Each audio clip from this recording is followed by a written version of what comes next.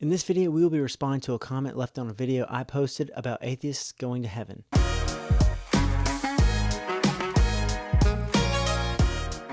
What's up everyone, Dane Allen here.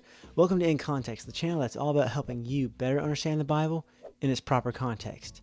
Today we're going to look at a comment that comes from a YouTube short where I claim that Jesus will not break his promise of everlasting life to a believer, even if that believer falls away and becomes an atheist. Stay tuned for more videos like this where I will answer your comments and questions to my videos in 5 minutes or less. You may have one of your comments featured, so subscribe to the channel so you don't miss out. Now, without further ado, this viewer had this to say. But did they truly believe in God though? Truly believing in God means your actions should support it. Not saying anyone is perfect. First of all, thank you to the viewer for your comment. I appreciate the opportunity to think through your questions with you. And I'll say this, I agree and disagree with you. I'll explain why in a moment, but here is a brief answer to your question about whether or not this person believed. In the scenario I created, I wasn't pulling from a real life example and had a specific person in mind. This believer gone atheist did in fact believe in Jesus for what he promises, which is everlasting life that can never be lost. So according to Jesus' promise, an individual like that cannot perish eternally, cannot be cast out, cannot be snatched out of his hand, and cannot come into judgment regarding his eternal destiny. He will live forever with God, period. So it's not a scenario where we aren't sure if he believed or not. We know he believed sometime in the past, but for whatever reason, he fell away and no longer believes the promise or even that God exists. And based on my biblical understanding, this individual and anyone like him, when he dies, he will be in heaven. Okay, so let's get into the agreements and disagreements. I agree with two things you said. I agree that no one is perfect, assuming we are leaving Jesus out of the equation. And I agree that if someone believes something to be true, then there should be actions that line up with that belief. But the key word there is should. If a person believes Jesus' promise, we should live in a way that shows our appreciation or gratitude, but that is not required or guaranteed. Should is far different than must. And if by the word should you mean they should do this, but it's not required, or that it may or may not happen in the life of a believer, then hey, we are driving in the same lane, my friend.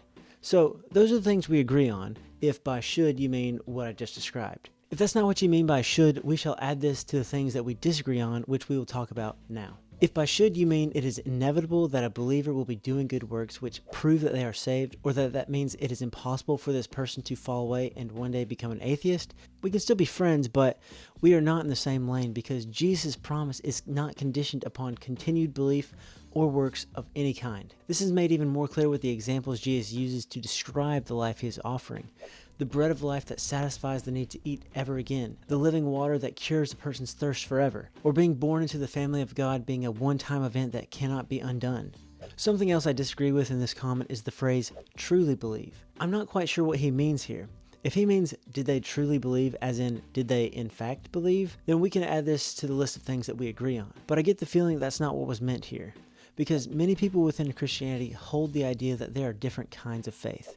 The Bible doesn't present faith like that. The Bible presents faith and belief as simply being persuaded or convinced that something is true. And so there should be no mysterious element added to make a person doubt whether they truly believe something or not. A person knows whether or not they believe something currently or have believed something in the past, which is why Jesus' promise to give everlasting life to whoever believes in him for it is a simple one-time event that does not require a continuation of faith. Whoever believes, that is, whoever believes at any time. So if you've ever believed Jesus' words when he says you will never perish but have everlasting life, or you shall not come to judgment, or he will never cast you out, then you are going to be with him forever. That's good news that should motivate us to do good works, if anything, out of appreciation. But the good we do or do not do does not determine our eternal destiny. So to recap, the Bible describes faith as being convinced that something is true.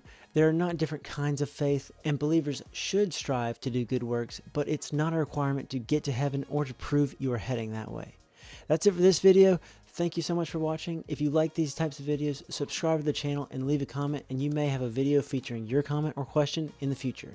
Until next time, when reading your Bible, remember to keep it in context.